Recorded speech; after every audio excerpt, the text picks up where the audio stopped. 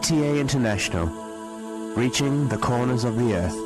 مسلم television Ahmadiyya international کی یہ نشریات آپ کی خدمت میں لندن سے پیش کی جا رہی ہیں۔ اس وقت ہم سیدنا حضرت امیر المومنین خلیفۃ المسیح رابع ایدہ اللہ تعالی بنصر العزیز کا ایک تاریخی خطبہ جمعہ آپ کی خدمت میں پیش کر رہے ہیں۔ حبیبنا صلی علی محمد صلی علی حبیبنا صلی علی محمد صلی علی رسولنا صلی علی محمد صلی علی رسولنا صلی علی محمد صلی علی محمد صلی علی محمد۔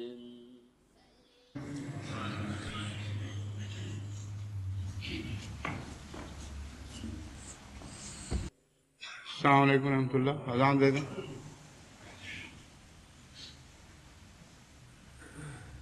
اللہ اکبر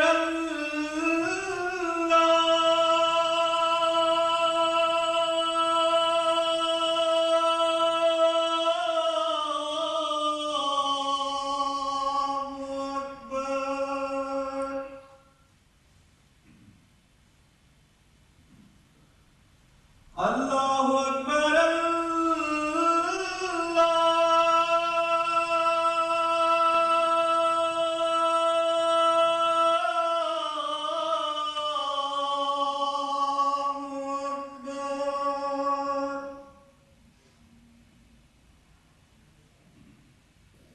اشہد ان لا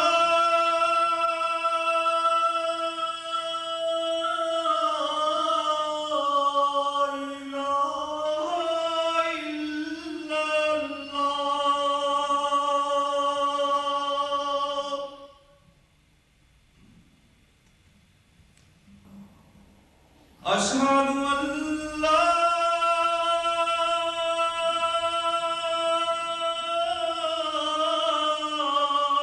الہ الا اللہ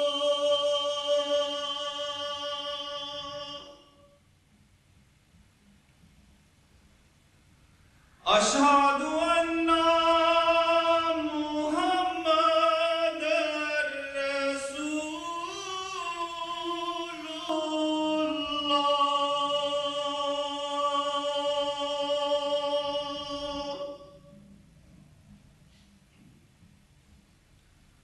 اشہد ان محمد رسول اللہ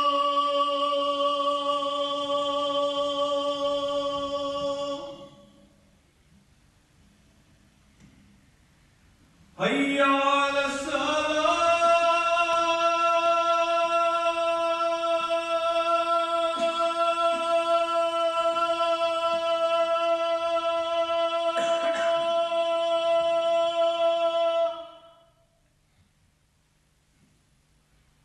حی علی الصلاۃ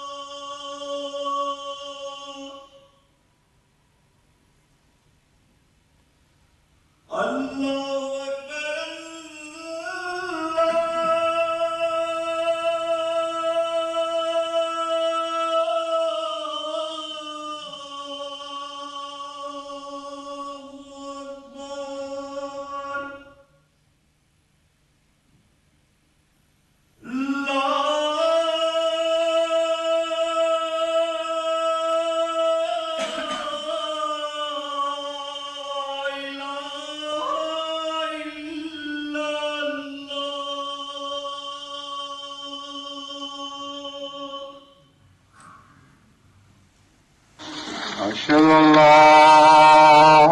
إله إلا الله وحده لا شريك له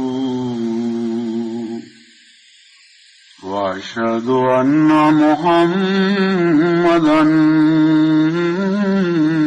عبده ورسوله أما بعد فأعوذ بالله من الشيطان الرجيم بسم الله الرحمن الرحيم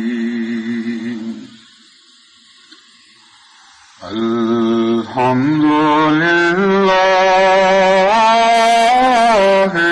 رب العالمين الرحمن الرحيم مالك يوم الدين إياك نعبد وإياك نستعين اهدنا الصراط المستقيم صراط الذين أنعمت عليهم غير المغضوب عليهم ولا الضالين.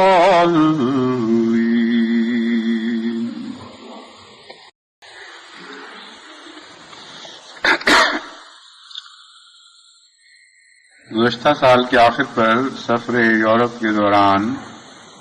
اللہ تعالیٰ نے جو کشفی نظارہ دکھایا تھا جس میں جمعہ کے روز ایک ڈائل کی شکل میں 10 کا ہندسہ چمکتا ہوا اور نبض کی طرح دھڑکتا ہوا دکھایا گیا تھا، اور اس پر میں یہ کہہ رہا تھا فرائیڈے the 10th، باوجود اس علم کے کہ یہ 10 وقت کا ہندسہ ہے، لیکن اللہ تعالیٰ کے تصرف کے تابع زبان سے یہی فقرہ جاری ہوا فرائیڈے the 10th۔ اس کی جماعت کی طرف سے تشہیر بھی کی گئی اور اندازے بھی لگائے گئے، کئی قسم کے خطوط آئے، اور 10 مئی جو جمعہ کا روز تھا اس پر جماعت نگاہیں لگائے بیٹھی رہی، لیکن اس روز کچھ نہیں ہوا، اور اطلاعات کے مطابق بعض علماء نے یہ کہا کہ اب ہم 17 مئی کو اس کچھ نہ ہونے کا جشن منائیں گے، لیکن اس کے بعد بھی ایک جمعہ آنے والا تھا جو رمضان المبارک کا پاکستان کے لحاظ سے 10واں رمضان المبارک کا جمعہ بنتا تھا، اور جیسا کہ بعض دوسرے احباب کو بھی اللہ تعالیٰ نے چاند کی 10 کی خبر دی تھی اور مجھے اطلاعیں دے چکے تھے، اس لیے ہمیں اس کا انتظار تھا کہ دیکھیں اللہ تعالیٰ اس تاریخ کو اپنی کیا تجلی دکھاتا ہے۔ چنانچہ 10 کی صبح کو جو خبریں آنی شروع ہوئیں تہجد کے وقت سے، اس کے متعلق میں پہلے جماعت کو اطلاع دے چکا ہوں، اور گزشتہ کسی خطبے میں نے یہ بتایا تھا کہ میں سمجھتا ہوں کہ خدا کا نشان ایک رنگ میں اس روز پورا ہو گیا، لیکن بعد کی جو آنے والی اطلاعیں ہیں ان سے معلوم ہوتا ہے کہ ایک رنگ والی بات نہیں، اللہ تعالیٰ کے فضل کے ساتھ بڑی شان کے ساتھ اللہ تعالیٰ کی یہ خبر بیان فرمودہ خبر پوری ہوئی، اور اس کے اور بھی بہت سے پہلو سامنے آئے ہیں۔ چنانچہ جو اطلاعیں ہمیں ملی تھیں وہ تو احباب جماعت کراچی کی طرف سے اس وقت کی اطلاعیں تھیں، لیکن بعد کے اخبارات کے جو تراشے موصول ہوئے ہیں، نہ صرف یہ کہ ان سے اس خبر کی غیر معمولی اہمیت واضح ہوتی ہے اور اس واقعہ کا غیر معمولی پن بھی واضح ہوتا ہے، بلکہ ایسے لوگ جو شدید معاند ہیں احمدیت کے، ان کے منہ سے اللہ تعالیٰ نے یہ اقرار کروایا، یہ کوئی معمولی واقعہ نہیں، یہ کوئی حادثاتی بات نہیں، بلکہ خدا کی طرف سے یہ ایک بڑی بھاری تنبیہ ہے۔ اور اس کے علاوہ پاکستان کی شمالی سرحد پر بھی ایک واقعہ رونما ہوا جس کو غیر معمولی اہمیت دی گئی اور اسے بھی ایک آنے والے خطرے کے نشان کے طور پر پیش کیا گیا، اور یہ واقعہ بھی 10 جمعۃ المبارک رمضان شریف ہی کو ہوا۔ چنانچہ جو اخبار کے تراشے آئے ہیں ان میں بڑے بڑے مضامین چھپے ہیں اس موضوع پر،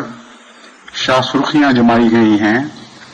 اور بتایا گیا ہے کہ یہ کوئی بہت ہی غیر معمولی اور نہایت ہی خوفناک واقعہ تھا۔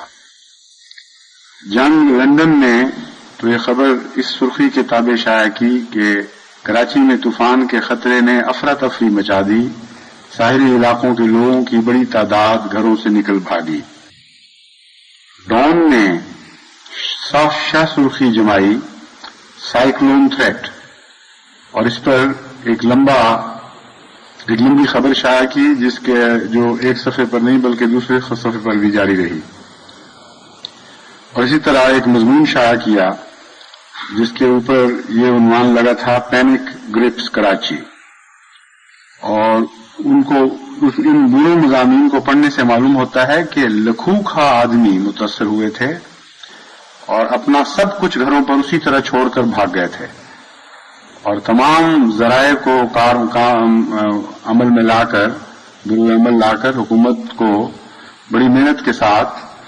ان علاقوں کی نگرانی کروانی پڑی۔ تمام نیوی کی کشتیاں، پولیس کی کشتیاں، جو نیول پولیس کی کشتیاں ہیں،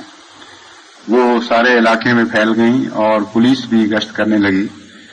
لیکن اتنی پینک تھی کہ چور بھی وہاں باقی نہیں رہے، وہ بھی بھاگ گئے، ورنہ عموماً تھوڑی پینک کے وقت تو چوروں کی موجیں ہو جایا کرتی ہیں، وہ کہتے ہیں کوئی بات نہیں دیکھی جائے گی۔ بالکل اسی طرح گھر چھوڑ کر لوگ بھاگے ہیں، نوکر تک بھی چلے گئے اور کوئی چوری کا واقعہ نہیں ہوا۔ اس سے معلوم ہوتا ہے کہ خدا کا خوف بھی طاری تھا اس دنوں پر، اور یہ بھی پتہ چلا کہ کثرت کے ساتھ اذانیں دی جانے لگیں، اور اذان دینا یہ عموماً علامت ہے ہمارے ملک میں بہت بڑا خطرہ، اور اس پر استغفار، ایسے موقع پر اذان دی جاتی ہے اور علامت ہے استغفار کی، اس لیے لوگ سمجھتے ہیں کہ جب اذان دی جائے گی تو اللہ تعالیٰ کی طرف سے جو بھی عذاب مقدر ہے وہ ٹل جائے گا۔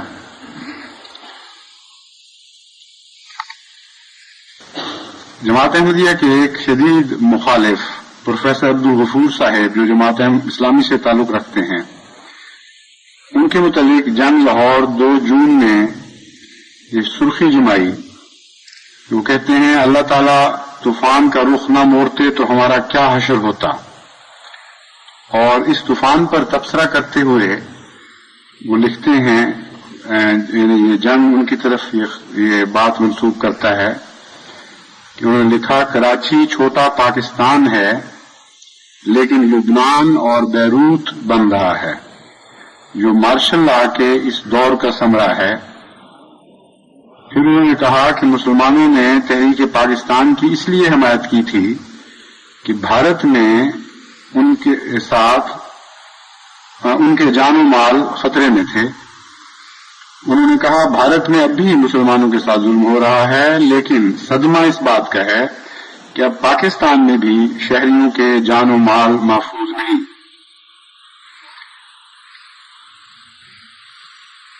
اور یہ وہی صاحب ہیں جن کے نزدیک جماعت احمدیہ کے جان و مال کی کوئی قدر اور کوئی قیمت نہیں ہے انسانی نگاہوں میں، نہ خدا کی نگاہ میں، اور بے دھڑک یہ لوگ تیاریاں کر رہے ہیں، کرتے رہے ہیں جماعت اسلامی کے کارندے، اور فسادات میں ہمیشہ پیش رہے، اور پچھلے جو 74 کے فسادات تھے ان میں تو تمام قصبات میں جو نمایاں کردار ادا کیا ہے احرار کے علاوہ، وہ جماعت اسلامی کے کارندوں نے ادا کیا تھا. اور اب جب کہ خدا کی پکڑ کو اپنے سامنے دیکھا تو اس وقت ان کو خیال آیا کہ پاکستان میں لوگوں کے جان و مال محفوظ نہیں ہیں. یہ اللہ کی تقدیر ہی بتائے گی کہ خدا کی پکڑ کس کے جان و مال کو خطرہ لاحق ہونے کے نتیجے میں آتی ہے. جو عام دستور چل رہا ہے پاکستان میں وہ تو سال ہر سال سے اسی طرح چل رہا ہے. ان کو تو خدا نے خبر نہیں دی کہ 10 جمعہ کو کوئی واقعہ ہونے والا ہے. جن کے جان و مال کی خدا کو قدر تھی، جن کے جان و مال پہ خدا کے پیار کی نظر تھی، ان کے امام کو بتایا ہے کہ 10 جمعہ کو ایک بہت بڑا خطرہ یا نشان ظاہر ہونے والا ہے، جو تجلی کے رنگ میں ہوگا، کیونکہ وہ چمکتا ہوا ہنسا تھا جو بار بار دل کی طرح دھڑک رہا تھا. اور ایک اور شدید معاند اخبار جو وقف ہے احراری اخبار جماعت احمدیہ کی مخالفت پر، لولاک، انتہائی گند بولتا ہے حضرت مسیح موعود علیہ الصلوۃ والسلام اور جماعت کے خلاف، وہ بھی یہ لکھنے پر مجبور ہو گیا اور ادارتی سرخی اس نے جمائی، خدائی وارننگ. اب یہ بھی تصرف الہی ہے کہ جماعت کے جان و مال اور عزت کی 2 بڑی دشمن جماعتیں، ایک جماعت اسلامی اور ایک جماعت احرار، ان دونوں کے منہ سے خدا نے یہ اقرار کروا دیا کہ یہ 10 تاریخ کا واقعہ کوئی معمولی واقعہ نہیں بلکہ غیر معمولی نشان ہے اور اللہ تعالیٰ کی طرف سے ایک وارننگ ہے. اور پھر وہ لکھتے ہیں اسی اداریہ میں،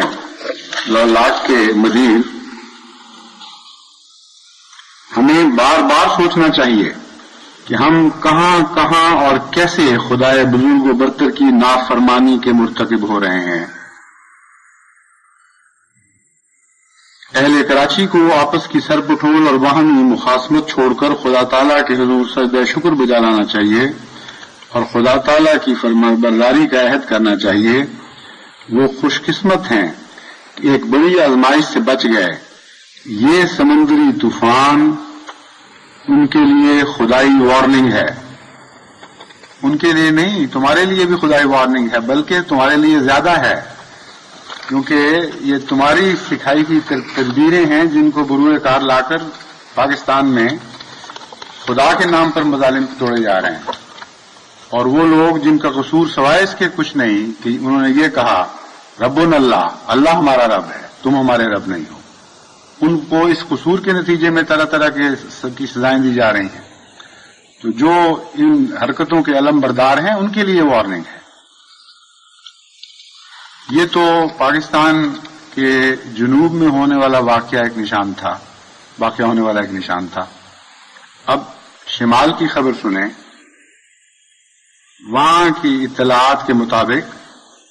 جو اخبارات میں بڑی بڑی نمایاں سرخیوں کے طور پر شائع ہوئیں اور پھر اس کے ساتھ مضامین بھی آئے، 31 مئی بروز جمعہ 10 رمضان المبارک کو افغانستان کے MiG 21 ہوائی جہازوں نے چترال میں دروش کے مقام پر، جو وہاں کا دوسرا بڑا شہر ہے، چترال کا دوسرا بڑا شہر ہے، ایک بھرپور حملہ کیا. اسمبلیوں اور اخباروں میں خوب شور اور غوغا اور نعرہ و فریاد کیے گئے. صوبہ سرحد کے اخباروں نے شاہ سرخیاں جمائیں. صوبہ سرحد کے گورنر اور وزیر اعلیٰ وہاں پہنچے. یعنی یہ کوئی معمولی عام بمباری کا واقعہ نہیں تھا بلکہ غیر معمولی قومی سطح کی اہمیت کا واقعہ تھا.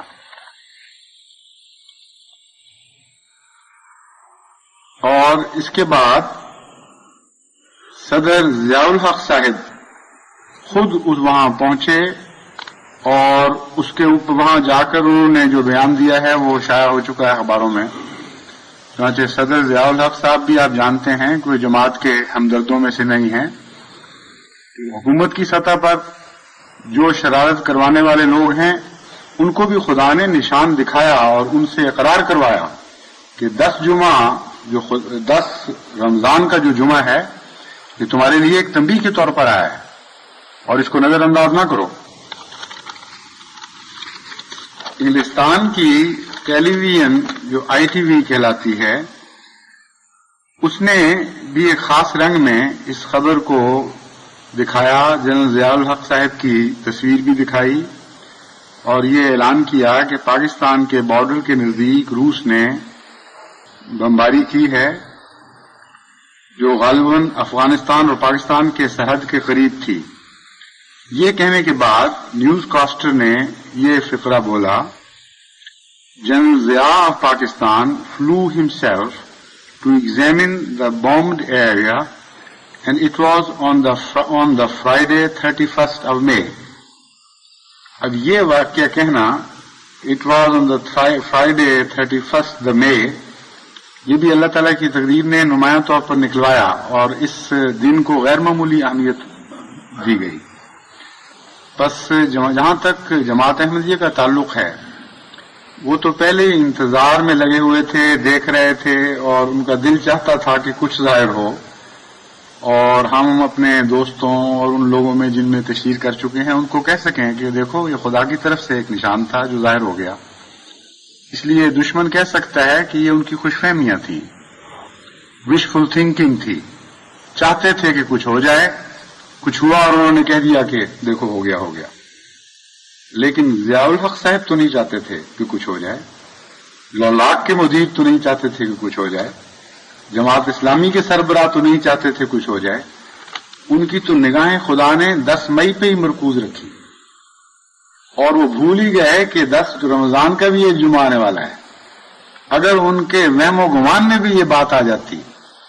کہ جماعت احمدیہ اسے خدا تعالیٰ کے ایک نشان کے طور پر پیش کرے گی تو شاید قیامت بھی ٹوٹ پڑتی تو وہ منہ سے نہ کچھ بولتے یا اپنے قلم سے کچھ نہ لکھتے۔ تو یہ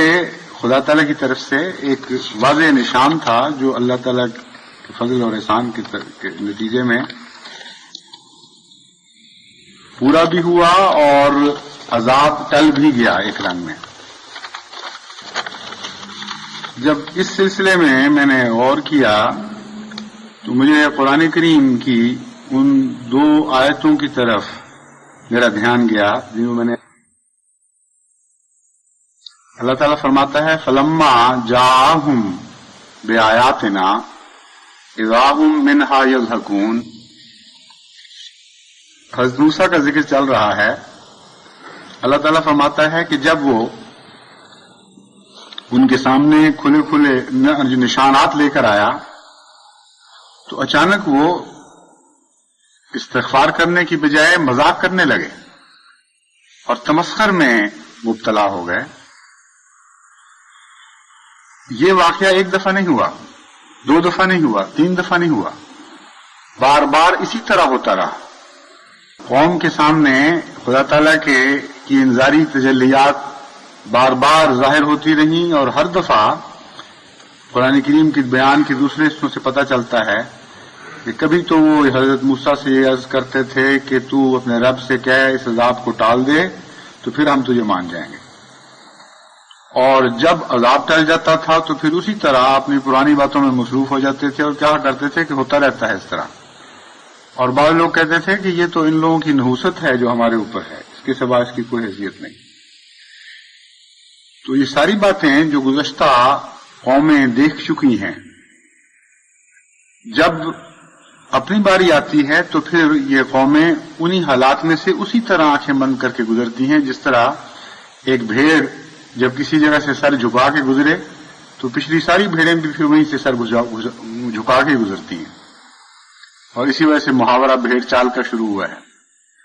اور عجیب ہے، انسان حیران ہو جاتا ہے اس تاریخی مطالعہ سے کہ ہزاروں سال کی انسانی تاریخ یہ بتا رہی ہے کہ ایک دفعہ بھی کسی قوم کو استثنائی طریق اختیار کرنے کی توفیق نہیں ملی، سوائے ایک قوم کے جس کو خدا نے پوری طرح ایک انذار کے نتیجے میں استغفار کی توفیق عطا فرمائی اور توبہ کی توفیق عطا فرمائی، جس کا ذکر قرآن کریم میں ملتا ہے، یعنی حضرت یونس بن متہ کی قوم۔ اور باقی تمام قوموں کے متعلق قرآن کریم فرماتا ہے کہ وہ بلا استثناء اسی طریق پر چلتی رہیں۔ نشانات آتے تھے تو مذاق اڑاتے تھے، پہلے بھی اور بعد میں بھی، اور تمسخر کا طریق اختیار کرتے تھے، حادثات قرار دے دیا کرتے تھے، یا بدشگونی لیتے تھے ان لوگوں سے جن پر ظلم کے نتیجے میں خدا تعالیٰ ان سے ناراض ہوتا تھا۔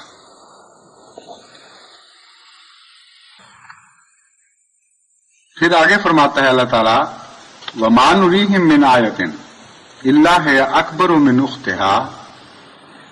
وَأَخَذْنَاهُمْ بِالْعَذَابِ لَعَلَّهُمْ يَرْجِعُونَ،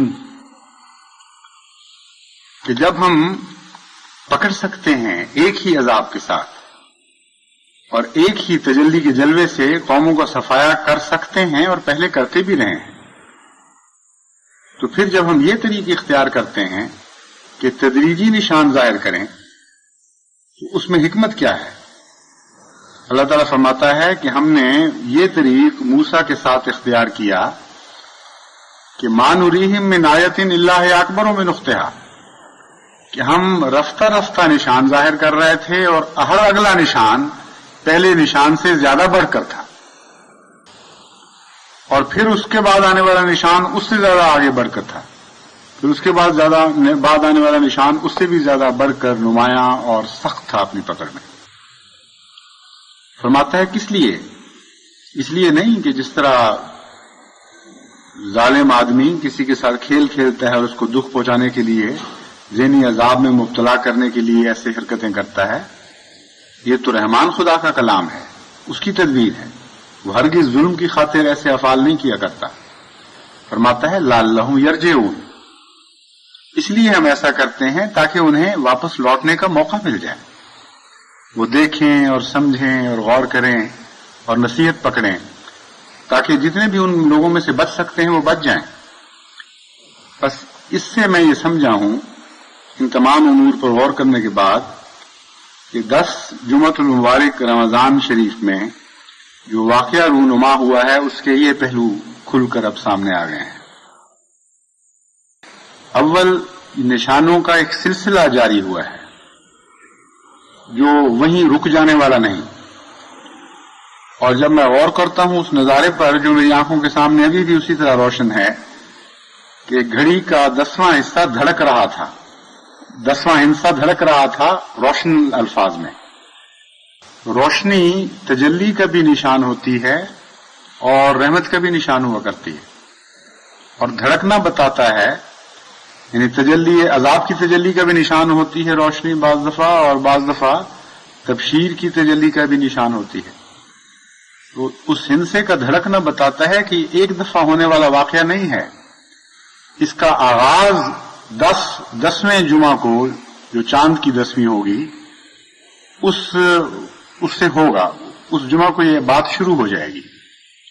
اور پھر یہ نشان دھڑکے گا اور بار بار رونما ہوگا۔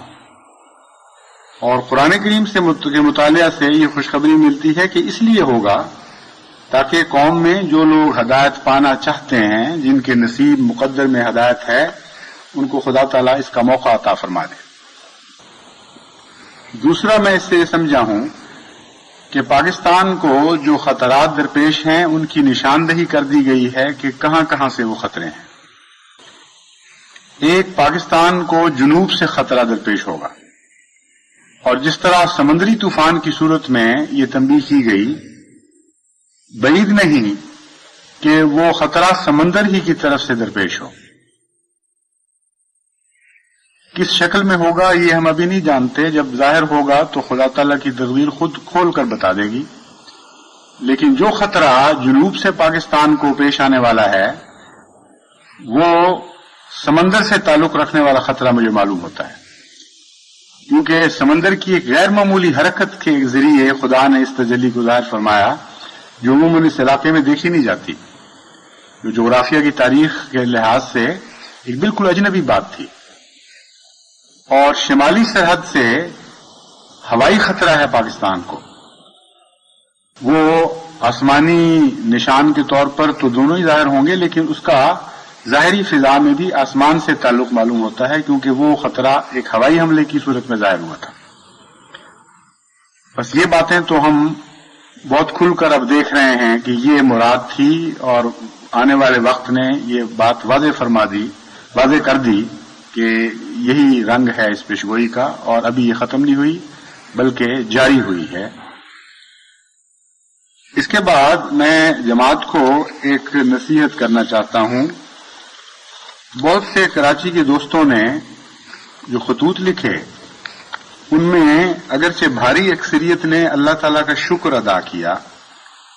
کہ اللہ کا بڑا احسان ہے کہ نشان ظاہر تو ہوا مگر نقصان نہیں کیا اس نے، اور ہم بہت خوش ہیں کہ لاکھوں جانیں بچ گئیں، کیونکہ اندازہ یہ تھا کہ اگر یہ واقعتاً پوری طرح خطرہ درپیش آ جاتا تو معمولی نقصان نہیں تھا بلکہ لکھوں جانیں تلف ہو سکتی تھیں۔ 50 فیٹ اونچی سمندر کی لہر تھی جو تقریباً 100 میل فی گھنٹہ کی رفتار سے کراچی کی طرف بڑھ رہی تھی، اور یہ جو اخبارات میں نے دیکھے ہیں ان میں لکھا ہے کہ بعض نے تو کہا ہے کہ 100 میل یا اس سے زائد کے پیچھے رہ گئی تھی جب رخ پلٹا ہے، بعض نے لکھا ہے کہ صرف 50 میل قریب آ کر یعنی نصف گھنٹے کا فرق رہ گیا تھا تو پھر وہ مڑی ہے۔ اور جو تنبیہات کی گئیں ان میں صبح 10 بجے کے وقت اس کا پہنچنا بھی بتایا گیا تھا کہ اگر یہ پہنچ جاتا تو صبح 10 کے لگ بھگ اس نے کراچی کو ہٹ کرنا تھا۔ اب 50 فٹ اونچی سمندری لہریں جو 100 میل کی رفتار سے آگے بڑھ رہی ہوں، اس نے تو کراچی کے میل ہا میل تک کلیتاً صفحہ کر دینا تھا، نام و نشان شہر کے مٹ جانے تھے اس علاقے سے۔ تو اس لیے جو سمجھدار ہیں، جو صاحب دل لوگ ہیں، وہ مجھے خط لکھتے ہیں اور اللہ کا شکر ادا کرتے ہیں کہ اللہ نے فضل فرمایا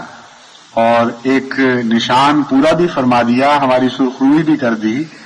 اور بنی نوع انسان کو ایک بڑے دکھ سے بھی بچا لیا۔ لیکن بعض نوجوان بیچارے جو یہ حکمتیں نہیں سمجھتے یا پوری تربیت نہیں رکھتے، بہت چند ہیں گنتی کے، مگر انہوں نے یہ لکھا کہ اللہ میاں نے جب یہاں تک پہنچا دیا تھا تو آگے تک جاتے کیا تکلیف،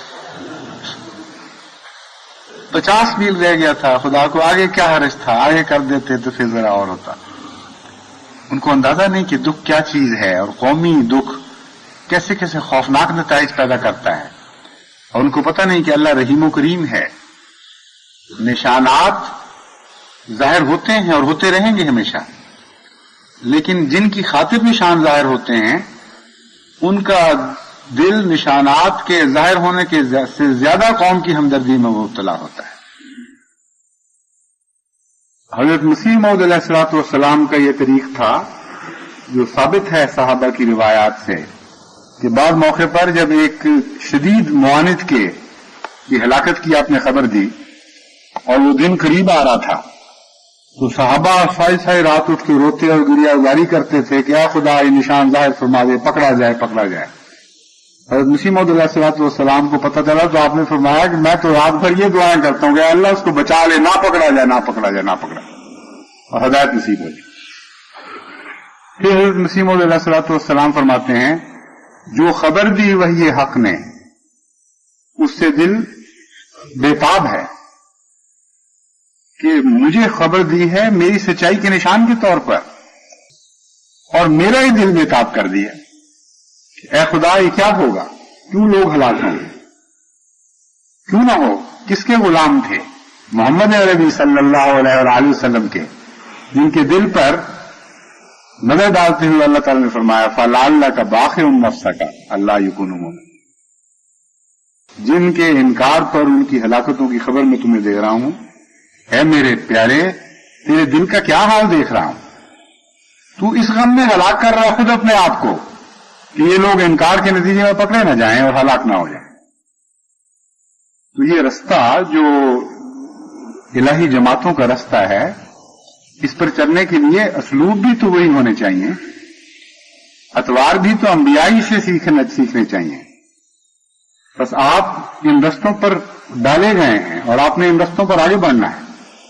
میں آپ کو یہ نصیحت کرتا ہوں کہ خدا سے نشانات تو مانگیں،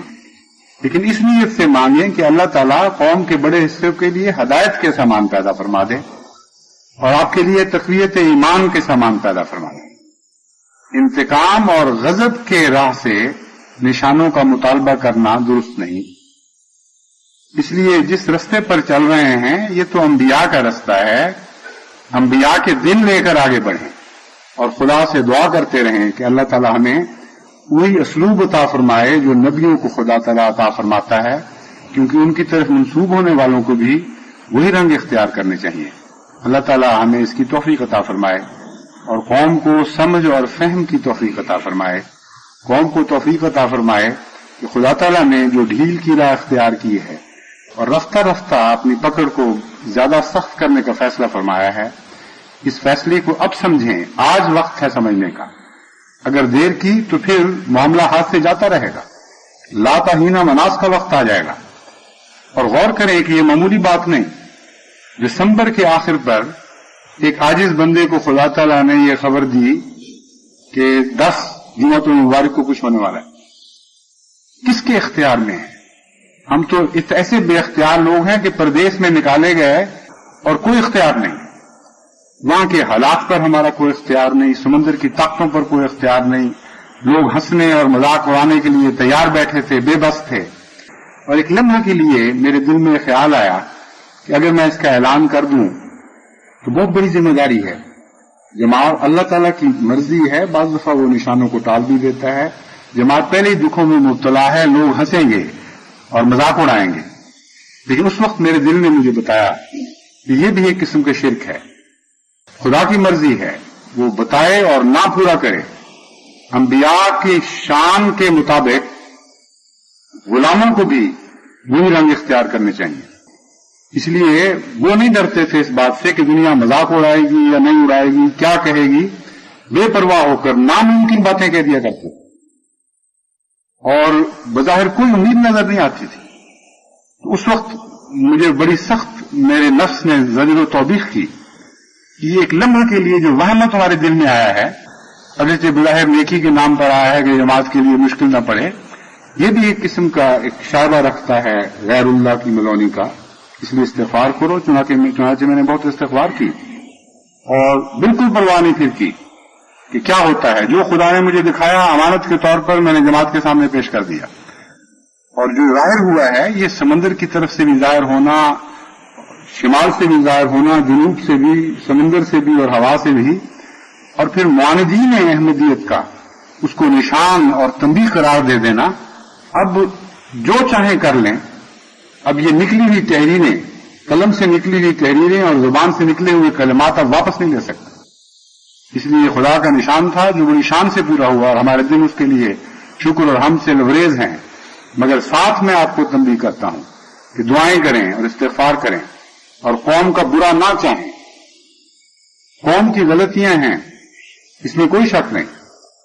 لیکن ہم میں سے بھی تو بے شمار گناہ گار ہیں۔ ہم کون سا خدا کے سب حکموں پر پوری طرح عمل پیرا ہوتے ہیں۔ بڑا رحمان اور رحیم ہے، اگر ہم اپنی ذات کے لیے نہیں چاہتے کہ ہمارے گناہوں کو خدا فوراً پکڑ لے اور ہماری پردہ دری کر دے اور ہمیں ان گناہوں کے نتیجے میں ہلاک کرے، تو غیروں کے لیے ہم کیوں یہ چاہیں؟ اس لیے کہ انہوں نے ہمیں دکھ پہنچایا ہے۔ اللہ کا تو بڑا حوصلہ ہے، اس کی آنکھوں کے سامنے بڑے بڑے مکروہ کام کیے جاتے ہیں، اور اس کے باوجود وہ پکڑ میں ڈھیل کرتا چلا جاتا ہے۔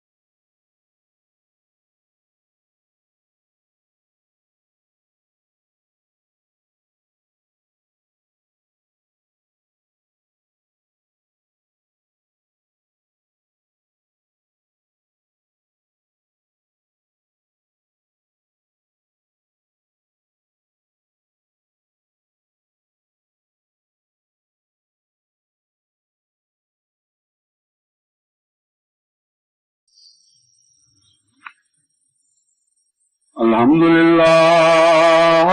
نحمده ونستعينه ونستغفره ونؤمن به ونتوكل عليه ونعوذ بالله من شرور أنفسنا ومن سيئات أعمالنا من يهده الله فلا مضل له ومن يضلل فلا هادي له ونشهد أن لا إله إلا الله وحده لا شريك له ونشهد أن محمدا عبده ورسوله. آج جمعہ کے بعد ایک مخلص نوجوان کا نماز جنازہ ہوگی. یہ نبی سر روڈ میں تھے ہمارے ایک بہت ہی مخلص فضائی احمدی دوست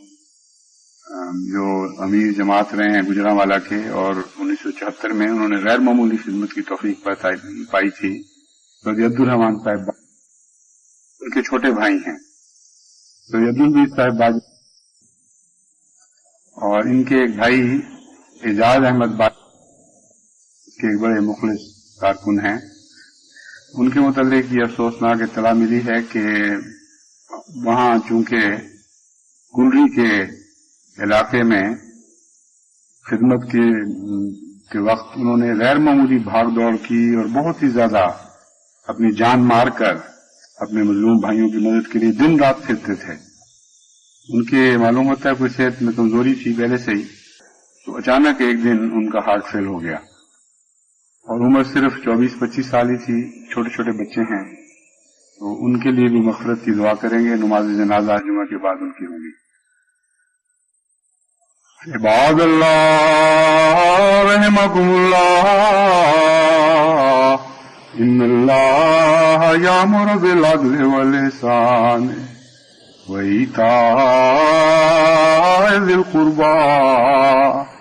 وینہی عن الفحشاء والمنکر والبغی یعظکم لعلکم تذکرون.